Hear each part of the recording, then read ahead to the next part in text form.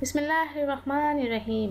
अस्सलामुअलैकुम, welcome to my channel Hasina beauty tips. I am doctor Manoor और मेरे चैनल पर आपको बहुत कुछ मिलेगा, like beauty tips, health tips और बहुत सारे वसाइल। मेरे चैनल को सब्सक्राइब करने का तरीका ये है कि आपको यूट्यूब पर आना होगा, यूट्यूब पर सर्च करना होगा हसीना ब्यूटी टिप्स। इस तरह से मेरा चैनल ओपन होगा और साइड में सब्सक्राइब का बटन दिया गया है, वहाँ आपको क्लिक करना होगा। जैसे ही आप उस पर क्लिक करेंगे तो यहाँ एक फोल्डर ओपन हो जाएगा और उस पर आपको ओके करना होगा। ओके पर क्लिक करेंगे तो यहाँ बेल आइकन्स बना हुआ आएगा और बेल आइकन्स पर क्लिक करेंगे तो एक और फोल्डर ओपन हो जाएगा और उस पर आपको ऑल लिखकर सेव करना होगा। इस तरह से मेरी हर वीडियो का नोटिफिकेशन आपको शुरू में ही मिल जाएगा और मेरी हर न्यू वीडियो आपको देखने को मिल जाएंगी। तो नाज़रीन, चलते हैं आज के टॉपिक की तरफ। आज का जो मेरा टॉपिक है वो